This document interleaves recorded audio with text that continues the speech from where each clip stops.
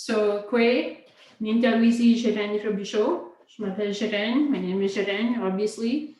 I'm the session coordinator, so I'm just going to go off video to introduce, read my notes to introduce our moderator, Honorable Greg Nicholas, and then I'll leave it up to him, and hopefully everyone's on board or on the session. Okay.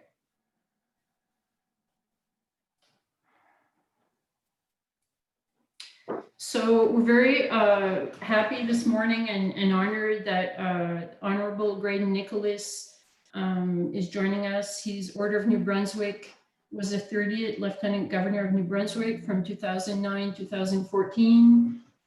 He was the first Aboriginal person to hold office, and he has a number of firsts. He's the first Aboriginal person in Atlantic Canada to earn a law degree.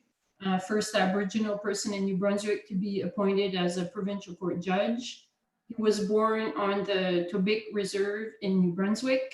He's been a chair of studies at St. Thomas University, legal counsel with the Union of New Brunswick Indians, chairman of the board, president of the Union of New Brunswick Indians.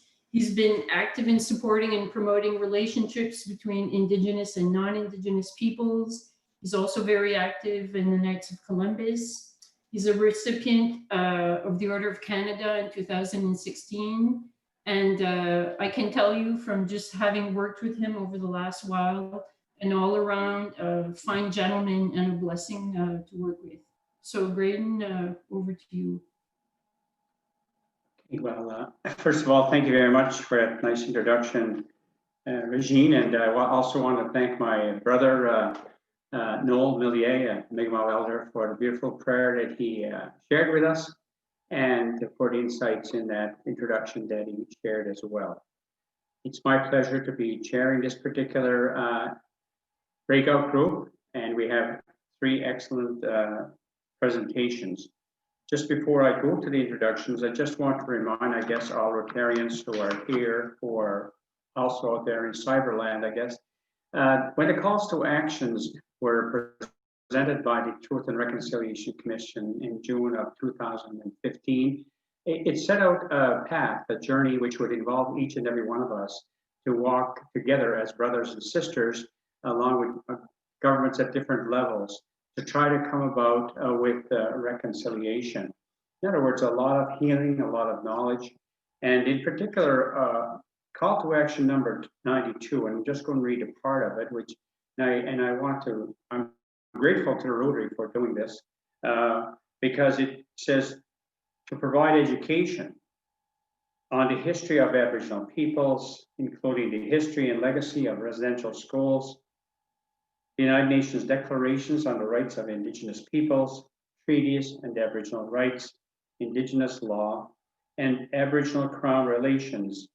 This will include skills-based training in intercultural competency, conflict resolution, human rights, and anti-racism. So I guess what we're gathered here today speaks very in volumes of what we are facing not only in this country, but throughout the world. And so I will begin then, first of all, by introducing the three speakers who we have. First one is John Curry. John is the Executive Director of the Honoring Indigenous Peoples, HIP, a Southern Ontario startup that has grown into a nationwide movement and now receiving international attention for inspiring Indigenous and non-Indigenous relationship building. As an advocate for race and gender equality, John plays a leading role in bringing Indigenous and non-Indigenous peoples together for community well-being and advancing the next generation of leaders. He's also currently serving as president of the Rotary Club of Pickering. John was recruited by the City of Pickering to serve on its Cultural Advisory Committee, assisting city staff with the implementation of the City of Pickering Cultural Strategic Plan. Prior to joining HIP, John was Chief Information Officer for the Ontario Safety Association of Community and Healthcare, a founding member of the Toronto chapter for the Society for Information Management, brackets SIM, and served as Vice Chair of the Board of Directors for Advanced Gerontology gerontological education, age. John holds a bachelor's degree from York University, which studies in Indigenous and Canadian history. He is the recipient of the Rotary Club's Service Above Self. Our second panelist is Charles Coffey, sometimes referred to just as Charlie, who enjoyed a distinguished career with the Royal Bank of Canada for more than 44 years in the roles of Executive Vice President, Government Affairs and Business Development, Head of Business Banking in Canada, and led 3 regional headquarters in Manitoba, Metro Toronto, and Ontario. This Woodstock, New Brunswick native is a champion of education, early childhood development, diversity, Aboriginal peoples, women entrepreneurs, and women seeking political office. Throughout the years, Charlie has received numerous honors. These include the Canadian Women's International Business Initiative Award for the Royal Bank of Canada from the Canadian Embassy in the United States, the Award of Distinction from the Public Affairs Association of Canada, and the Humanitarian Award for Community Service from Yorktown Family Services in Toronto. Charles was also presented with the Centre of Excellence for Early Childhood Development Medal, the Queen's Diamond Jubilee Medal, appointment as Officer to the Order of Canada, and honorary Doctorate of Laws degrees for his various extraordinary contributions to society through community leadership. Our third speaker, of course, is our elder Noel Millier, who is a great friend of mine, but he's a Mi'kmaq from the Elsipogtog First Nation here in New Brunswick. He worked with the Parole Board of Canada for over 18 years in the area of Aboriginal initiatives and Aboriginal offender reintegration. Noel has also taught at the University of Prince Edward Island for over 15 years in the education department with a course entitled Indigenous Education. Noel has developed and delivered also numerous courses based on cultural diversity and awareness.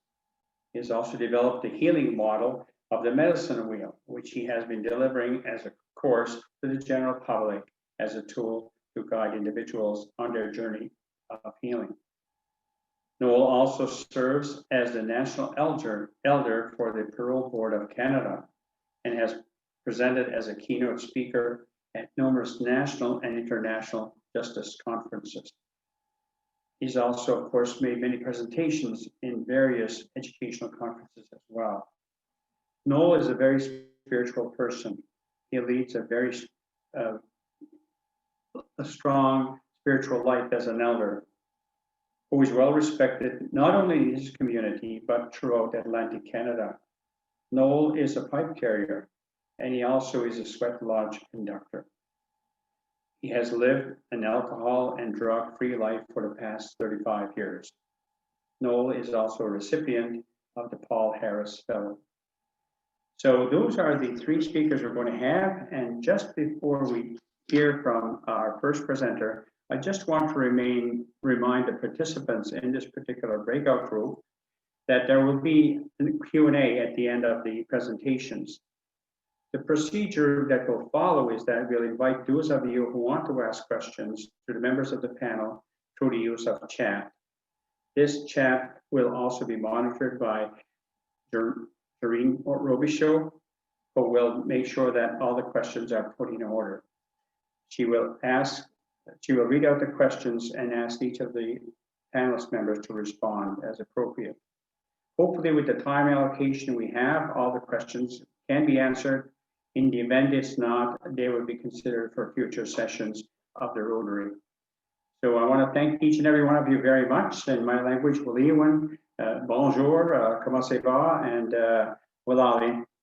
So then, for the first speaker, I would like to turn the mic over to John Curry.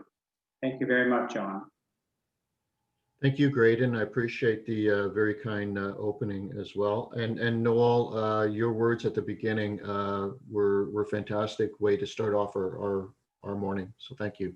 I also want to thank Jareen for organizing this event and inviting us to participate. I'm going to share my screen. I have a presentation that I would like to share with everyone.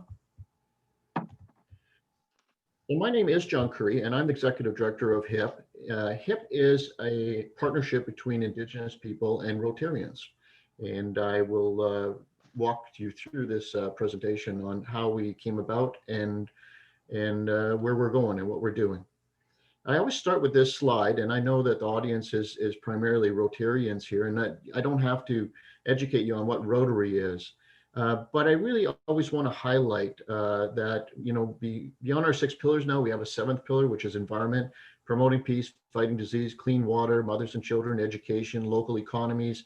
These are all shared interests that we have with Indigenous people, not only just here in Canada, but also around the world. What's also important in this slide is that there's 720 Rotary clubs in Canada. We have 23,000 members right across Canada. That's a huge army of people. And when we first started out our journey, we were asking the question, we're doing all these wonderful things all around the world. What are we doing at home with our Indigenous people? Our Indigenous people are equally amazing. You know, there's 1.6 million of them right across Turtle Island.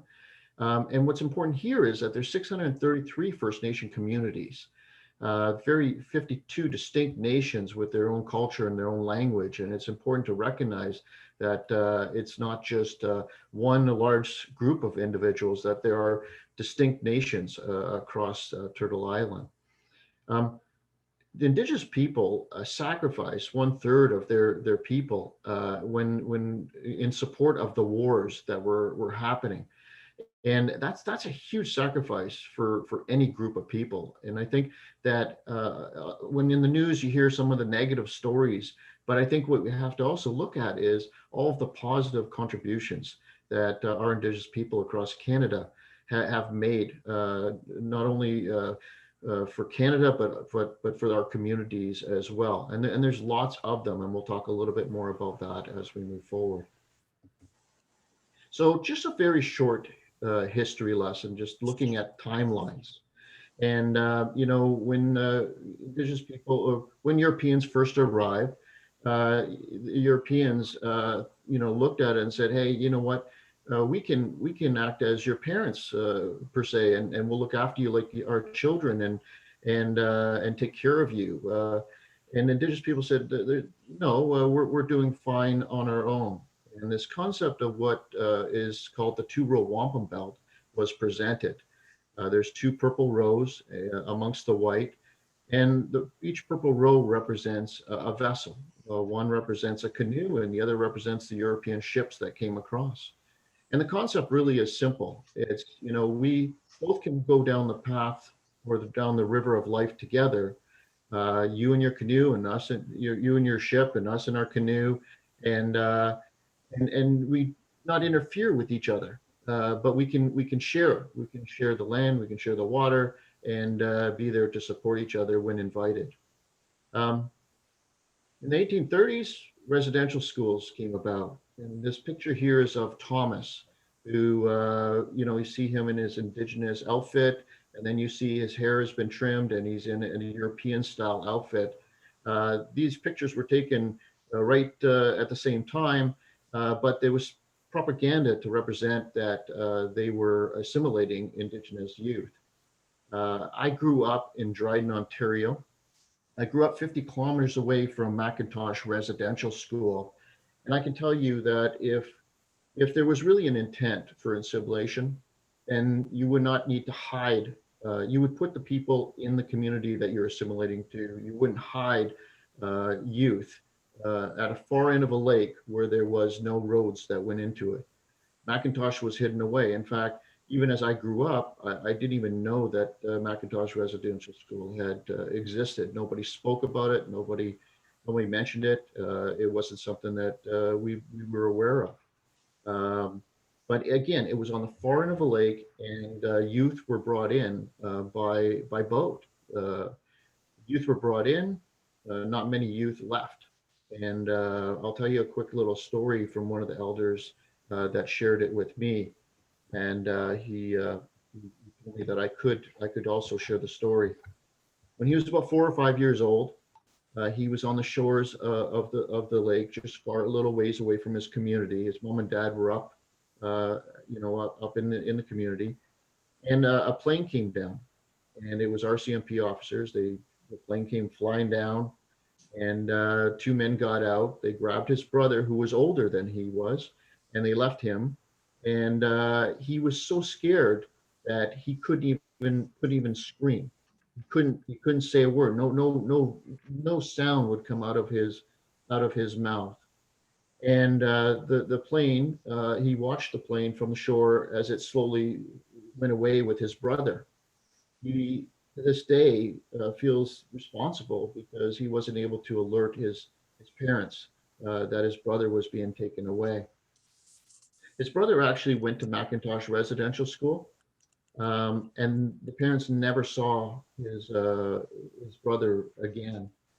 They don't even know where he might be buried within that area. And to this day, it continues to haunt them. I can't imagine whole communities without children. I can't imagine the multi-generation trauma that our Indigenous people have gone through. This is there's still a lot of healing, and when we look at this as we're starting to unravel all of this, this is the truth that Noel was speaking about, that Graydon speaks about. This is the truth that we have to understand what has actually occurred. And we're not talking hundreds of or thousands of years ago. We're actually talking very recently. The the last residential school closed in 1996. That's not that long ago. When you look at the Indian Act, and if you haven't ever read it, it would be important to take a look at this. The Indian Act placed Indian agents in charge of Indigenous people. They controlled every aspect of their life. They controlled whether they could hire a lawyer. They controlled whether they could go visit their children at a residential school. They controlled whether they could start a business, whether they could leave the reservation at any given time. Um, you know, when I'm often asked about immigrants that come to Canada and say, well, if immigrants can make it, why can't Indigenous people make it? And there was this, it's not an apples to apples comparison. When immigrants come here, their children are not taken away. They didn't have multi generations of their children being taken away. When immigrants come here, they're allowed to hire a lawyer. They're allowed to start a business. They're allowed to get education in the way that they would like to get education. Our Indigenous people, for hundreds of years, were being held back. And so there's not an apples to apples comparison. Now, there are good things that are happening. We're at a turning point. However, we still have a long ways to go. We're seeing changes within government. We're seeing organizations like HIP that are being launched. We're seeing the Truth and Reconciliation Commission and the calls to action. And I would definitely recommend, if you haven't already, it's available online. Download the Truth and Reconciliation Commission and the calls to action, and give that a good read. But even despite these things, we find that racism is still being identified as normal.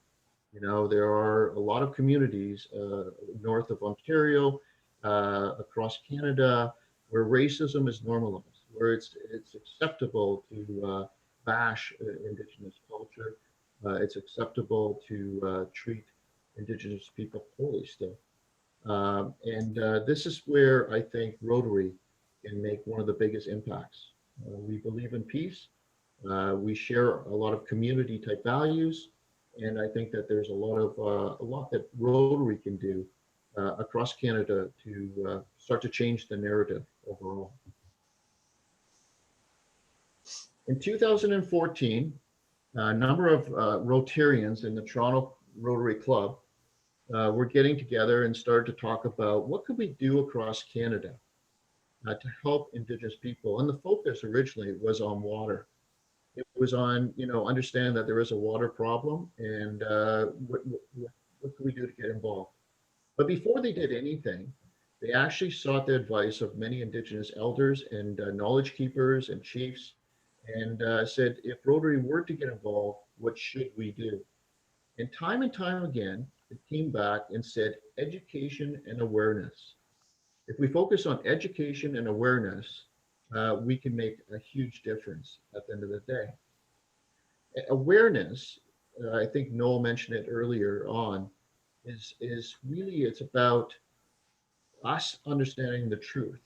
It's about non-Indigenous people making an effort to understand, learn, attend sessions like this, and and understand why things are the way that they are today. Reconciliation is not a check mark. Reconciliation is a long-term commitment. We'll talk a little bit about that as we go forward. One of the greatest things that we did as we were starting to set HIP up was we made it 50% Indigenous, our board actually, 50% Indigenous and 50% non-Indigenous. We also made it 50% women and 50% men. And our board is right now 50% Rotarian, but it doesn't mean that it can't eventually be 100% Rotarian. We now are finding that we have so much in common that we're finding Indigenous communities and Indigenous people across Canada actually joining Rotary. So it is possible in the future that maybe it'll be 100% Rotarian, but that's definitely not one of our goals. Our goal really is about peace and about finding ways to walk the path together. The other thing about our board is that it's geographically dispersed from coast to coast. This is our board, and as you can see, these are well-known Indigenous leaders and well-known Rotarians from across Canada. Chris Snyder is our chairperson. He is also the co-founder and been an excellent driving force in bringing the board together and helping HIP reach the next steps. The other thing that we've done from a structure standpoint is we've created district coordinators and recruited district coordinators from each of the different districts. We still have a few districts that we don't have a coordinator for yet. I'm happy that Jareen has agreed to be the district coordinator for 7810, 7820 right now. And she's a fantastic, if you haven't spoken to her yet, she's a fantastic individual with a lot of energy and a lot of experience and knowledge. We've also recently had Australia reach out to us.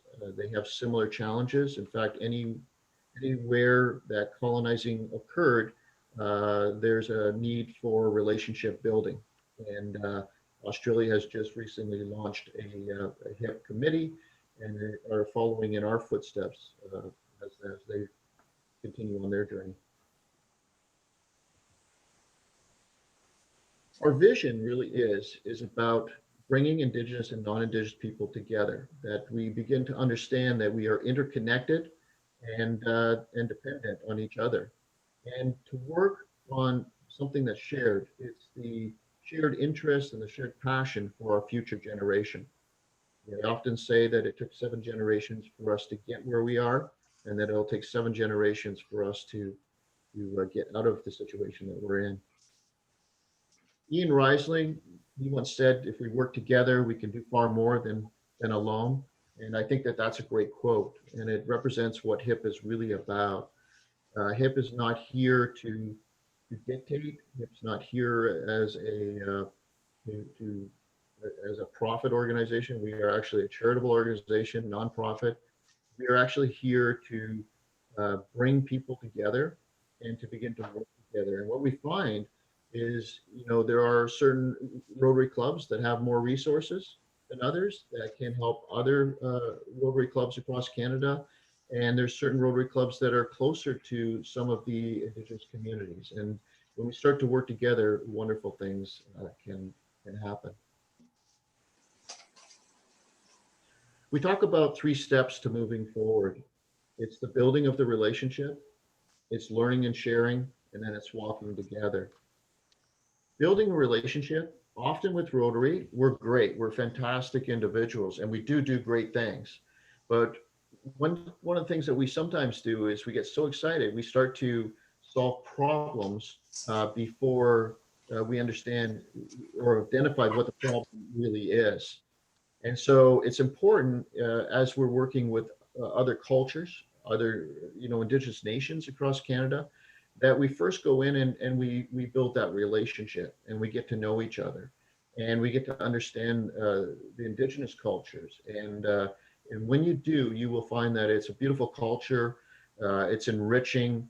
There is so much talent and so much experience and knowledge out there that we can leverage that together as we begin to work on projects. And it's easy to do. It's just reaching out to friendship centers or visiting an Indigenous community, attending a powwow. These are really, really easy steps to starting the relationship. Once we got the relationship started, it's really important. A part of that truth aspect is to continue to learn and share. And there's lots of knowledge that's available out there. There's lots of books that are out there. You can go on HIP's website and you'll find that you'll see that there's a whole list of resources available, including videos that are fantastic to get a background. One of the things that we've launched is what's called Change the Narrative. And Change the Narrative leverages a tool. It's actually a video called First Contact. There's 3 episodes of it. And we usually show one that's 45 minutes long. And then afterwards, we hold a discussion, a panel discussion with 3 Indigenous elders or knowledge keepers or leaders from that area, from that community, to begin to talk about their experiences in relation to the video. We did hold a change in narrative in Grand Manan, and I thank Anne Chudley for inviting us to come down to do that. If anyone is interested in a change in narrative event, please let Jareen know, and Jareen and I can help coordinate that to occur. But also, there's other opportunities. Invite and host an Indigenous speaker in your club. Hold a joint Indigenous and non-Indigenous event. We had a club that was up in Thunder Bay, who I introduced to the first Fort Williams First Nation. And when they were the chief and the president of the club were having a conversation, the Rotary Club president said, "Hey, we've just recently purchased a camp for disabled people, and it's outdoors. You got boats that you can put wheelchairs on and paths that wheelchairs can accommodate." And the chief's eyes lit up, and he said, do you think that we could hold a joint event there one day? We have lots of elders who have diabetes that would love to get back out on the water again. And they did. The Rotary Club opened the camp up. They acted as hosts and they helped get everybody to where they needed to be and all the rest of it. And the Indigenous community, Fort Williams, brought the feast. And it's my understanding it was a great opportunity for the two to get to know each other, and they have more opportunities planned for the near future. So just little opportunities to be able to get introduced to each other and get to know each other are great steps. Here in Pickering, for example, I introduced the mayor to Scugog, Mississaugas of Scugog First Nation chief, and they worked on a land acknowledgement together as a first step in the relationship building, to get to know each other, to get to understand that the history of the land that's here and the Williams Treaty as well. After that, there's plans now for the city to have Mississaugas of Scugog First Nation come and do cultural awareness training, and also for them to participate in city events. And recently, the chief of the Mississaugas of Scugog Island, Chief Loroka, gifted a flag from the Mississaugas to the city, which the city proudly raised on September 30th. And these are small steps, beginning steps towards reconciliation. Walking the path together. This is so important. We often hear of, the charity aspect, and often charity can end up into a toxic type of situation where, there's this constant dumping of products and we're not looking at root cause of problems. And oftentimes, it's happened here in Ontario, items were being sent north that Indigenous communities didn't want. And it becomes a landfill problem, an environmental problem, which as Rotarians, we don't want that to occur either. So it's very, very important that relationships are always balanced and that we're working together on shared challenges, shared problems. And we have a lot of them, right? Water can be a shared problem. Environment can be a shared problem. Peace can be a shared problem. Logistics of transportation, healthcare, education for our youth. These are all shared challenges that we have. And in that mindset, what we've done is to start to launch what's called circles. And circles are, we're bringing people together who share an interest or a challenge together. For example, I took 9 students from Toronto to Moose Factory. The students in Toronto shared robotics knowledge with the Moose Cree students, and the Moose Cree students shared land-based knowledge with the Toronto students. So there's a balance in the relationship building, and they had an exchange. Now the 2 students continue that relationship beyond that initial meeting. There was a second meeting that was planned, but unfortunately COVID hit. But we're lucky that we have tools like Zoom that they can stay in touch with. And they've been meeting weekly ever since that original meeting. And their hope is that once COVID is lifted, that they can compete in a robotics competition together at some future event. We've sponsored peer-to-peer type groups with a Rotaract Club and a First Nation Youth Council. And they focus on sustainable and healthy food and trying to, especially during COVID times now, how to help and educate people to grow healthy and sustainable food. How do you harvest healthy and sustainable food? We have other ones that are in technology. We have other ones that are logistics. But you know, these circles become opportunities. So when you're working on a shared interest, the shared interest or the challenge becomes the vehicle for more relationship building. Okay, John, I want to thank you very much for your excellent presentation. And it's fantastic what you're doing, your group. And I would like to invite our next speaker, Charles Coffey, to make his presentation to our breakout group. Okay, hey, Charles.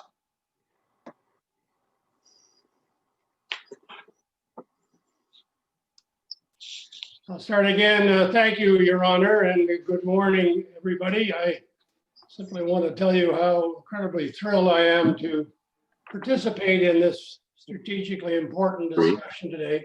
I'll come back to why I think it's so strategically important in a moment. But as a proud New Brunswicker and a equally proud resident of Woodstock, New Brunswick, I'm thrilled to be involved, and I want to thank my friend John Slip for his thoughtfulness in inviting me to participate. Before I go on, Noel, I tweeted out that your opening blessing was for me a very insightful and emotional one, in that you spoke about the importance of the truth, and I'm going to come back to that theme later on. But John Slip, let me simply say to you that your mom, Barbara, and your late beloved dad, George, would be most impressed with you there on a Saturday morning with a white shirt and tie on. Not often seen in Woodstock, at least back in my day. Now, I opened with the importance of Charles Coffey, native of New Brunswick, or Woodstock. The importance, the strategic importance of this discussion this morning. And I'm not going to get into the reasons for that, other than its strategic importance will be evident by what we're seeing in the media and watching on television and listening to on the radio when it comes to Nova Scotia, what's happening here in Ontario, the Six Nations of the Grand River, what's happened out west with the Wet'suwet'en, and the list goes on and on. So I believe it's time for all of us who care, and I believe strongly that all of you participating today care deeply, to step up and to speak out. John Curry, I also just tweeted out that the Rotary HIP program is, in my view, a game changer. I don't believe there's another social, charitable, community-focused organization in this country that has such a commitment to Indigenous peoples. And I want to congratulate you and others involved with HIP for making it so. So my focus on reconciliation is really about storytelling. And one of the things I've learned from my reasonably deep interactions with Indigenous peoples over the years, whether they be First Nations, Métis, or Inuit, is the importance of storytelling. And I want to share with you some stories. But before that, one has to think about what is reconciliation. And that word has certainly come to the fore since the release of the TRC over 5 years ago, as His Honor Graydon mentioned. But in its broadest sense, to me, reconciliation is coming together. Reconciliation contains elements of truth, justice, forgiveness, healing, acceptance, inclusion, even love, and the list goes on. But defining reconciliation is very simple.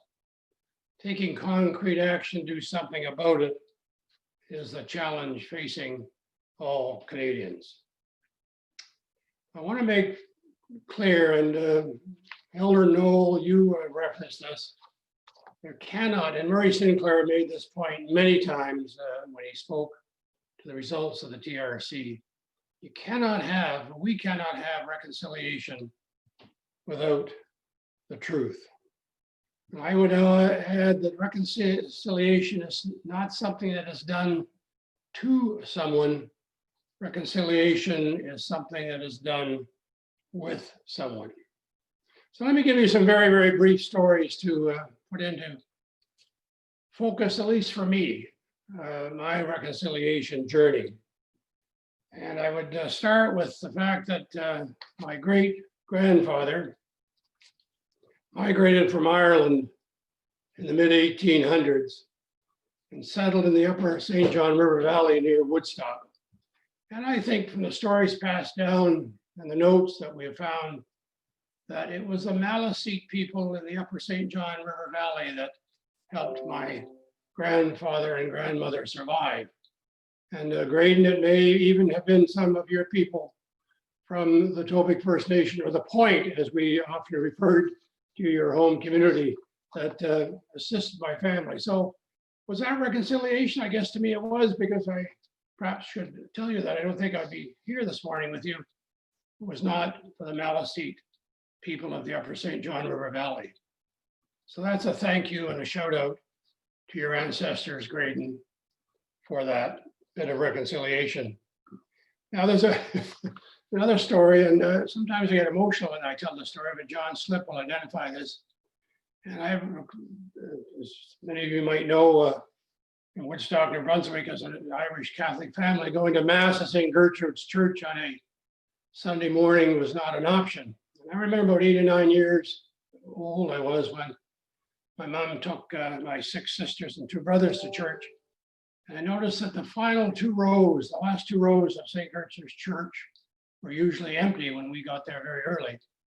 And I asked my mom one day, why was that? And she said, Charlie, those pews are reserved for the Indians.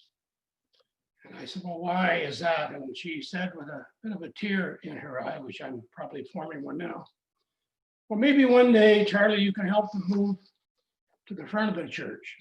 Was that reconciliation in her mind? I believe it was. And then later on, as a teenager for me, I played a lot of baseball and hockey in Woodstock with the boys from the Woodstock First Nation, guys like Winston Paul and Steve Polches and others. And then, of course, later on, I was a little older. I would see them all at the Legion dance on the Saturday night. The change for me when it came to reconciliation, long before the TRC, was when I was transferred by the Royal Bank to head their bank's operations in Manitoba. And shortly after my arrival, I had the pleasure of meeting the Grand Chief of the Assembly of Manitoba Chiefs, Phil Fontaine, and I somewhat naively asked him at this meeting of the heads of the banks in Manitoba how he viewed banks and bankers in the terms of the treatment of his people. And he took up a piece of paper and wrote friend and foe. He said, in our culture, you're either friend or you're foe. And I want you to know, Mr. Coffey, that every bank and every banker in this room is on the foe side of the ledger when it comes to the treatment of my people. I went to see Phil Fontaine the next day to get a better understanding of what was going on in Winnipeg and Manitoba more generally. And I would remind you that just a year before my arrival, an Aboriginal activist by the name of J.J. Harper was shot and killed by a Winnipeg police officer. So tensions were a bit high in the city of Winnipeg. And of course, the downtown core was an issue for some. So I said, Phil, help me understand what's going on here. And he said, well, if you're serious, I want you to visit some of our communities, which I did. And later on, he called me and said he liked what the bank was doing and me getting out, attending events and talking to the elders and community leaders. And he believes that change is possible if we work together. And then later on, he and I organized a traditional feast, a pipe ceremony, where he asked if I would bring in my people, as he called them, and he would bring in his people. And we did meet and we began a dialogue, and certainly included the Winnipeg police officers to get a better sense of reconciliation that was defined in the early 90s, like reaching out or coming together. And I guess to many Indigenous people, reconciliation is about recognizing treaties, living documents. And it was mentioned in the opening, the peace and friendship treaties of the Maritimes. And of course, those are different from the numbered treaties one finds mainly in Western Canada, which resulted in the cessation of land. The key to me, though, is understanding, and we talked a bit about this already, John certainly highlighted, understanding the history. And I'm just going to give you, as I wrap up, because I think it's critical we hear from you, the participants, on these issues. And I give credit to the Royal Commission on Aboriginal Peoples that was released in 1996. The 4 stages, if you will, separate worlds. The second period was contact and cooperation. Third, displacement and assimilation. And stage 4, where we are now, reconciliation and renewal.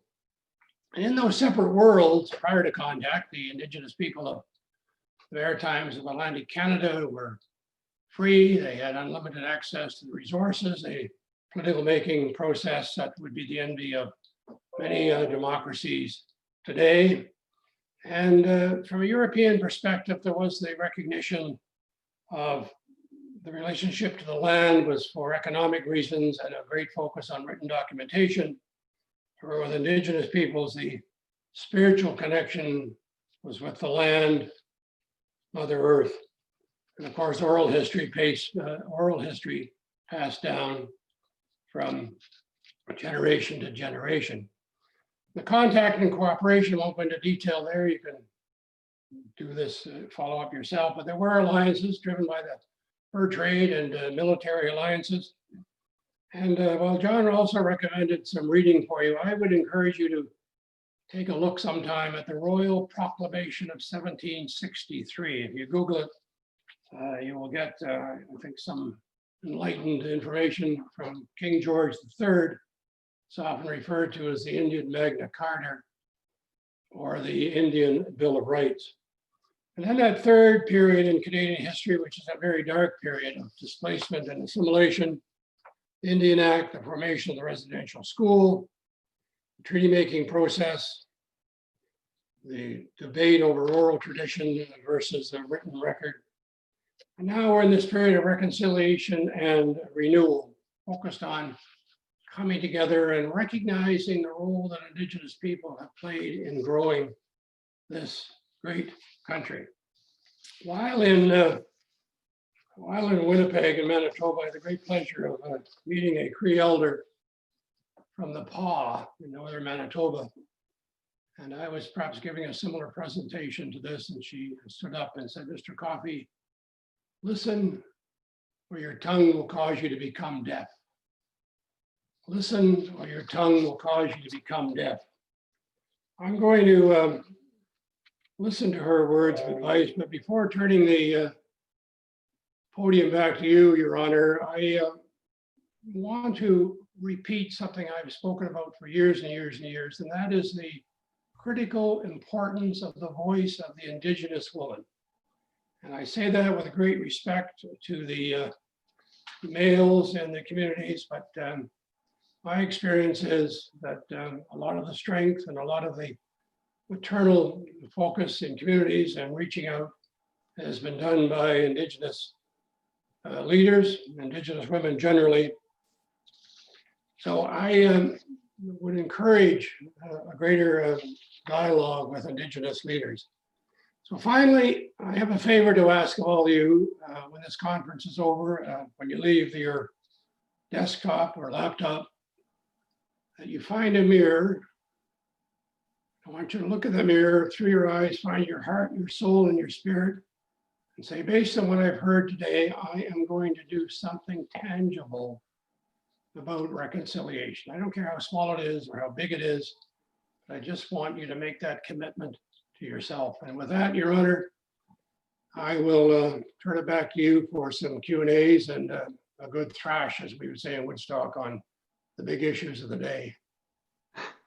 Well, thank you very much for that excellent presentation, Charles. And I'm glad that my ancestors were able to help your community. Those were tough times for everybody. And I thank you very much for that. Before, however, we get to the Q&A, we still have one more presentation to hear from my friend Noel Millier, Mi'kmaq from the Elsipogtog First Nation.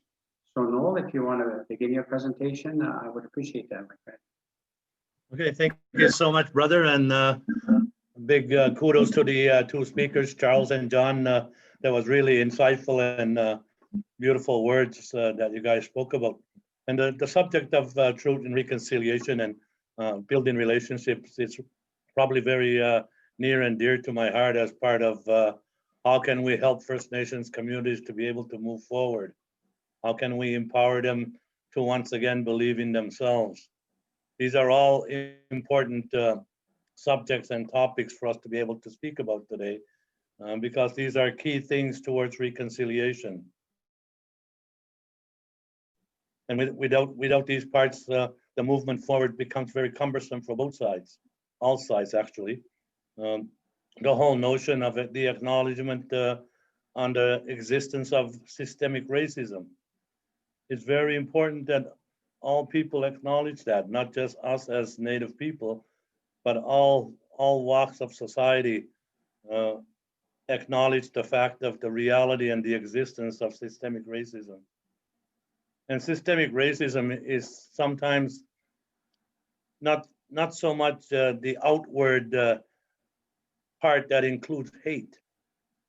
Hate doesn't always, is not really the root of racism. Perceptions is a form of subtle racism. Who are Indians? What's our perception of who are Indians? What are some of the things and the norms that we grew up with as our perception of Indians? These are gifts that we received from our moms and dads, our grandfathers, our aunts and uncles, our families, and that's been handed down from generations to generation. These are all important perceptions that we carried on through life. And so we always, those were the first ones we drew upon when we saw a First Nations person. And it's important that we acknowledge and have an opportunity for us to be able to be comfortable to speak about those. The more that we are comfortable to speak about our own perceptions of who are Indians, this really brings to light our ability to be able to move forward towards this notion called reconciliation, which is really about change. And so as we move forward and we acknowledge the systemic racism that exists, probably the really beautiful thing and in our mindset, in our way of life and how we look at things, although all of the situation that's happening in around Digby, Nova Scotia right now, it can be seen as horrendous for everybody. But in actual reality, it's probably a blessing in disguise. It brings very clearly into the forefront of how much work we still have yet to do, and how important it is for us to really take the time to embrace this as we search to be able to find balance within ourselves, in our societies. It's important that we walk a path forward together, not in isolation, not separate, not butting heads all the time, but through the movement of understanding what I had spoken about earlier, which is the truth. And once we begin to identify the truth and fill ourselves up with knowledge about what is the truth about who we are as a people, how did we end up on a reservation? Some of the timelines that John had put down are very meaningful, and they're very deeply rooted within the origins of systemic racism. Systemic racism was born almost immediately after the signing of the first treaty. That's when probably the first notion of racism, because it was at that point in time that somebody other than us as a people decided for us who we would be. And then they formed who we are today. The existence and the realities of living life on a reservation, with the laws that were implemented within these reservations for us to be controlled. The treaties identified many things for us that we were supposed to do. It also identified a series of things that the government was committing themselves to be able to do. And because of the fact that we were all mandated to be in reservations without the freedom to be able to move forward or to move outside of these reservations, it's probably one of the more important things that led to the normalization of who we are today as a people. A people that's kind of like deeply interested in the notion of dependency. And it's really sad for our people to be able to do that. Some communities are really actually starting the process of to be able to move forward from that. But the majority of our First Nations communities are still embedded within that sense of dependency, because that was the notion of what the intent of government was at that time, is how do we remove the Indian. And so this was all some of the things that are very prevalent within us. And so we have to acknowledge some of these things as we move forward and as we work towards building relationships, understanding of these things. What are some of the community's norms? What are some of the community's values, morals, and ethics in Aboriginal communities? And where do they come from? What effects, long-lasting effects, did residential schools have in our communities? And what is it today? It is my belief that in our Aboriginal communities, in our Aboriginal, what you would term as reservations, there is nobody anymore that's not is not being affected by residential school. Almost everybody in our community, whether or not you had relatives or relations that went to residential school, everybody in our community is now a survivor because of how we've normalized all of the things that were taught within the residential schools. And I speak about a lot of the abuses that went on within the residential school systems. Sexual abuse, physical abuse, mental abuse, emotional abuse, and spiritual abuse.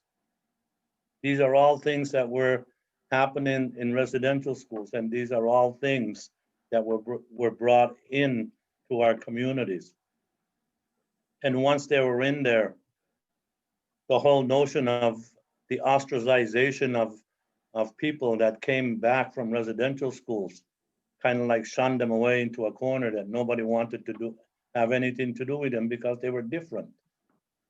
And the only ones that they were able to associate with were with others that had went through the same experience as them. In other words, other residential school students that were there. So they began to communicate with each other. They started to develop what we would call relationships. They got married and had children. And when that happened, for most of us, in the way that we bring up our children, a lot of the times it's how we were brought up ourselves, how we were parented. And so we pass that on to our. And so residential school young women and young men got married and had kids, and they brought up and raised their children in the exact same way that they were parented while they were in residential schools by the priests and nuns. And how were they parented in residential schools? Sexual abuse, physical abuse, mental abuse, emotional abuse, and spiritual abuse. These are all things that were handed down, and thus was born the next generation. And so on, and this goes on. It's almost like fifth or sixth generation of residential school survivors. In the meanwhile, all of this process was happening in our First Nations communities. And then we started to normalize some of these things. And how do we cope in mainstream society when things get a little bit tougher after a hard week of work and doing all of these things? You know, sometimes it's really good to sit back and enjoy maybe a nice glass of wine or a few beer to take the edge off, to numb some of the pain and to forget for a little bit about the hard week that we just had. And so that goes on and everything. In our First Nation communities, this is no different. What is the different, however, is we wake up the next morning and everything is still there. The hurt, the pain, and the trauma. Just for a minute, try to identify and to feel a little bit. How would it feel like if yesterday or the day before you had just abused your own child? Whether it be sexually, physically, mentally, emotionally, or spiritually. Because this is what you feel is normal. And so it's very important that we try to get a glimpse, a snapshot of who are Indians. What are some of the legacies that have been left behind for our people? These are important things for us to remember when we start to build relationships. Who are we building relationships with? In our day-to-day life, in relationship building, man, we put a lot of emphasis on some things. Why don't we put that same emphasis on these things when we build relationships with First Nations communities? Probably one of the biggest things that we incorporate in building relationships in mainstream society is a very weird notion for us. In other words, we don't see this notion too much. It's called inclusion. Inclusion. Do we have a say in this? Do we have a part to play in this relationship? I think that was my 5-minute beeper thing, I think. So I'll just summarize up a little bit here and bring it back. It's such a, like I said, it's so important that we have inclusion within that. And as we move forward and try to understand the whole notion of relationships, for me, it's very important that we carry on and we find out a lot more about what is the truth. The survivors of residential schools, assimilation, the whole purpose and the reason for it is probably one of the most important things that we need to realize. We are a very distinct society in the fact that we, before all of this normalization of these traumas, then these are some things that we're struggling towards and moving out of now through the essence of our faith and our belief in ourselves. It's so hard to find people in our communities that have a very firm belief in themselves as we try to empower our own peoples to be able to move forward and heal from some of these things. So as Rotarians and as we move forward in the whole essence of service, I think before we can call it a service, we first have to recognize that without knowledge, history, and competencies, then it would almost be a disservice. only because of the fact you have to understand who we are before we can actually be able to access the hand that you're offering out. Remember, we're people that are very, very hard for us to be able to trust. In other words, we're always looking out and wondering, okay, now what do you want from us? There've been so much taken away from us that sometimes we mean so good, you know, Rotarians mean so good in coming into our communities. How can we help? And a lot of the times, the mindset of our people, we see, never mind how you can help, what do you want from us? A lot of the times, that's the mindset that exists already without this whole notion of relationships. So it's very important that we build relationships in a meaningful way.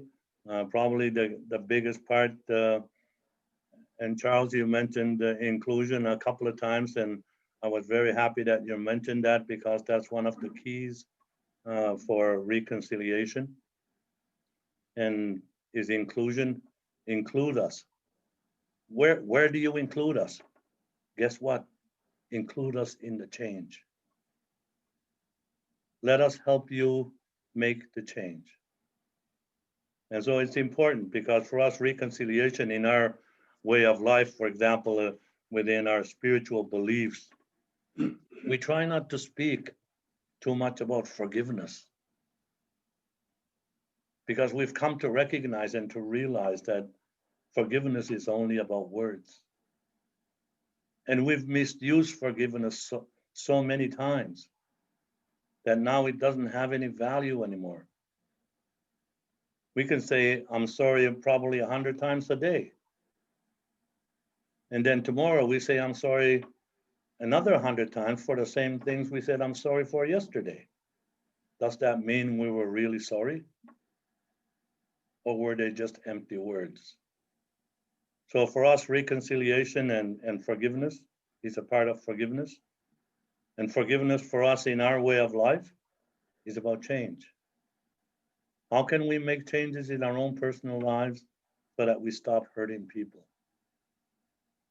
These are important things that we need to recognize as we move forward.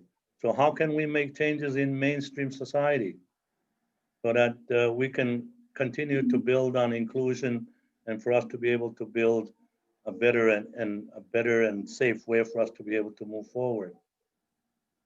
There's very amazing and beautiful ways for us to be able to do that. Like I said, how do we engage First Nations communities?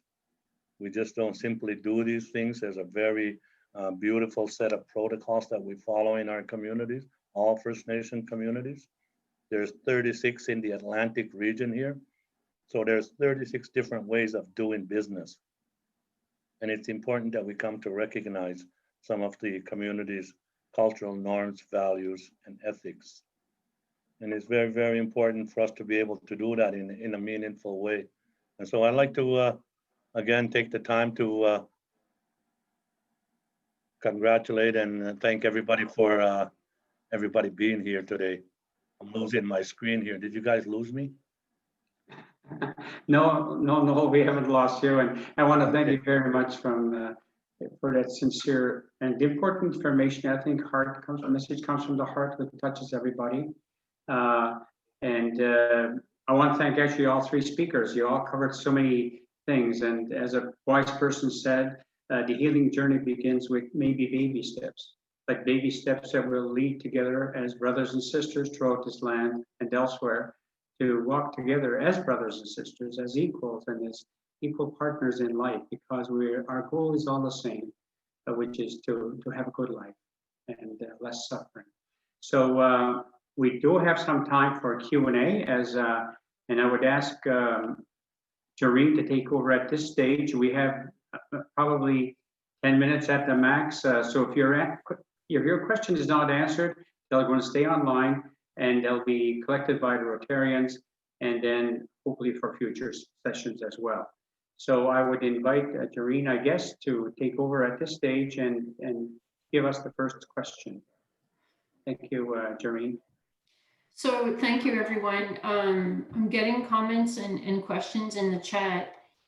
Given that we have 9 minutes before we do our 5-minute closing comments, what I'm seeing is a comment around Rotary being apolitical, and that sometimes there's perception that this is a political issue. And how do we work with that and the 4-way test? And obviously I would just remind everyone that the first question is it the truth? So looking at the Truth and Reconciliation Commission, looking at recommendations coming from murdered and missing Indigenous women and girls. The second part of the question, I guess, that I'm seeing is, given what we've heard today, how can clubs and districts work with communities and start or continue building relationships with nearby communities? So kind of a 2-part thing. Everyone has like 2 minutes to answer before we have a 5-minute closing. Okay, thank you very much, Marie. And maybe perhaps I'll ask John to go first, the 2 minutes, and then Charles, and then followed by Noel. Okay, John? Thank you. HIP is non-political, so we're not an advocate group by any means. We're actually just a grassroots approach to reconciliation, bringing communities together and learning how to work together. So, you know, whether it's Dryden or the East Coast or whatever that community might be, it's connecting those 620 Rotary clubs with those 633 First Nation communities right across Canada. And it's about friendship and building those relationships. We have the shared challenges. We have shared challenges no matter where you live. The easiest thing when you're looking to help anyone is not to create the solution alone. It's Noel, I think, that said it. It's about empowerment. And, you know, it's easy for Rotarians to get into solving problems. What's really important is that you ask, hey, how can I help? What can I do? How can we work on this together? Because we both believe and want to share and reach peace as we move forward, or we both want, you know, whatever the case might be. But it's about empowering. It's about not making decisions without, right? It's about making decisions together and figuring that out. Our board is a good example of that. 50% Indigenous, 50% non-Indigenous, and it's about learning how to work together. And that didn't come easily. That was a lot of hard work and a lot of understanding about each other before we move forward. So thank you very much, John. Okay, Charles.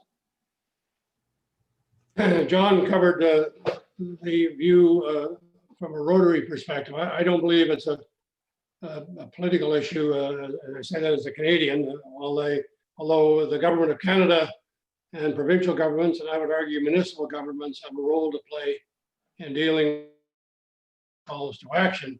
You know, I've heard it said that the corporate community in Canada needs to focus on call to action number 92. And I remind these people that's BS. Yes, it does focus on what the corporate community could do, but I think civil society led by corporates in this country have a role to play in advocating or lobbying political types or others to ensure that change happens at a far faster rate than we've seen to date. Secondly, as I would say to my people at the bank, way back when, in terms of dealing with Indigenous communities, you gotta show up. You gotta participate in the cultural events. You gotta participate in the powwows. You've got to visit communities. And as John said, not bringing solutions, whether it be financial or otherwise. Cree Elder reminded me, listening, as someone put in the chat room, listening to the elders, listening to the community members, and I would say with a particular focus on youth. By and large, they're technologically savvy, and they know what has to be done. And I think there's a role for still guys like me and others participating today to get involved on the ground. I just got the hook. That's a reminder to me. Sorry about that. Okay, no, there you go, buddy. 2 minutes.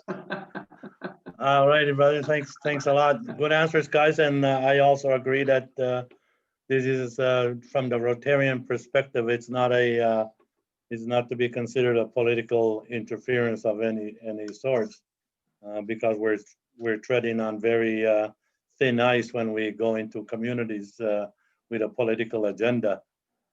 Key word to avoid in building relationships within our people is consultation. That's kind of like a swear word now, only because of the fact that it's been kind of like used to manipulate our people in ways that are not very healthy for our people. So we try to embrace some of these things. The other thing that's very important, and I'd like to, as a rule of thumb, and maybe to look at, so that a thought for everybody, is that when you work with our people in the form of trying to be of assistance or service to the community, always keep in mind that you're going into this community as a treaty person. We're all treaty people. We're building on a treaty relationship. Each time you intervene or work with our people, this is a treaty relationship that we're working on. Keep being mindful of that you're just not representing you as an individual, as an individual, but your representation, you're part of the treaty obligations that we have. Because that's how we look at relationship building when we deal with mainstream society. It's always a treaty relationship. The relationship that we had with our brothers and sisters in my part of in my neck of the woods, the relationship that we had with the Acadian people way back in the day was such an amazing relationship. Man, like that took a really big hit during the times of residential schools when the Acadian people had no choice but deny who they were. They denied their ancestry because they didn't want their children taken away. So they saved quite a few of their children from being in residential schools. But in the process, they were expelled from the community and they couldn't no longer be with us anymore. So the relationship kind of like got broken. And so we've been forever trying to rebuild that relationship now. As a matter of fact, my grandfather, and Graydon knows my grandfather, Martin, really well, all of our family system and our people, we had really good relationships with the Acadian people. There was actually even a Mi'kmaq word that described that relationship. And when you have a Mi'kmaq word that describes a relationship, you know that it's very, very meaningful and has a lot of things. And the word that I'm going to be saying now describes that relationships. It's almost like almost very close to my brother. It's almost like a family. And that word that we use to describe that is called "ntudem." "Ntudem" for us, that means almost like I'm going to go visit my brother or almost my brother of a different race. Okay, well, gee, thank you very much, my friend. In my language, we do that. And well, I guess we may only have time for one more question as a follow-up, but I'm just going to intercede here on some particular point. Senator Murray Sinclair, who was the head chair of the TRC, when it was tabled, said, "It's education that got us in this mess."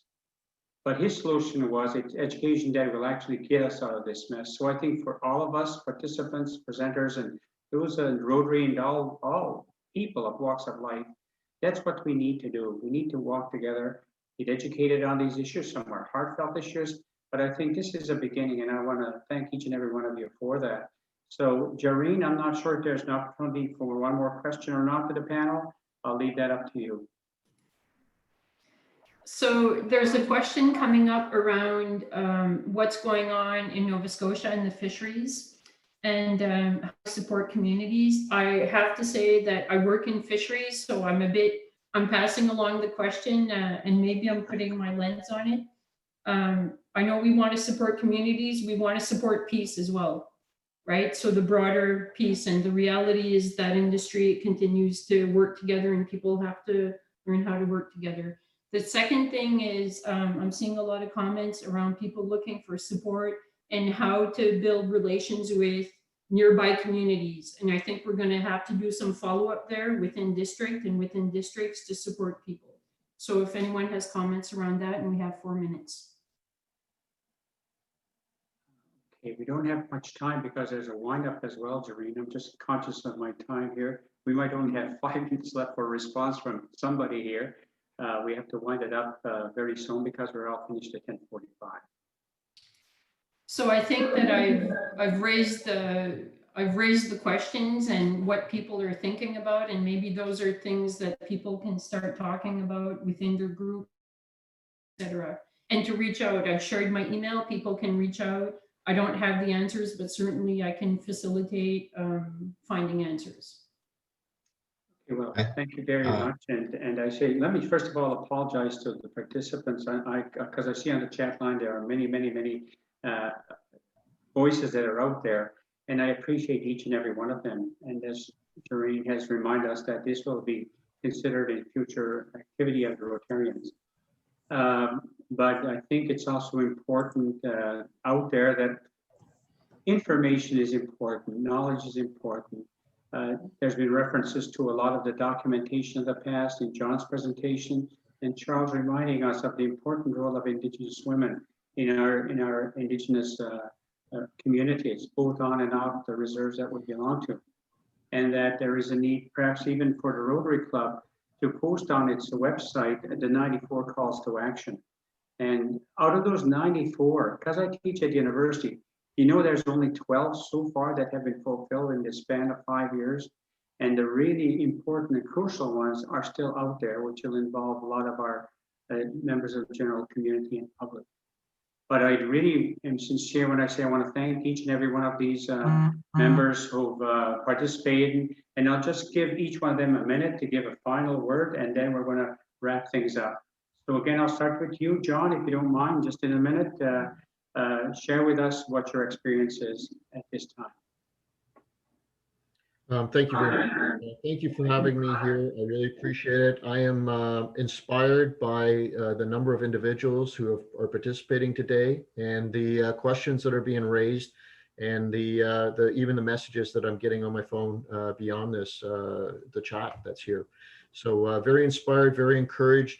This is exactly what Rotarians can do. We can reach out, we can have conversations, and with that dialogue, then we will find actions as we work with our Indigenous partners. So thank you very much for having me. Okay, thank you very much, John. Okay, Charles? I would say simply, never forget and never give up. And I think there's an obligation for those of us who, as I opened with a statement, care, and as I said, I believe you do, to get involved at the local level. It doesn't have to be a massive, organized event, but reaching out at the community level, and Noel or you, Graydon, can help with that. But sit down and have a coffee with somebody and say, hey, what's on your mind? It's as simple as Canadians reaching out and providing a helping hand, not a hand out, but a hand up to help better understand history, better understand where we are today, and more importantly, how can this older white guy who's over the hill and picking up speed help in driving the agenda forward? This is not rocket science, folks. Yeah, there's room for all elders. So Noel, you've got 10 seconds, buddy. Yes, Sorry, exactly. Noel. Yeah, no, for me, it's important that I pass the message, guys. Don't ever lose sight of the dream. Always remember and never lose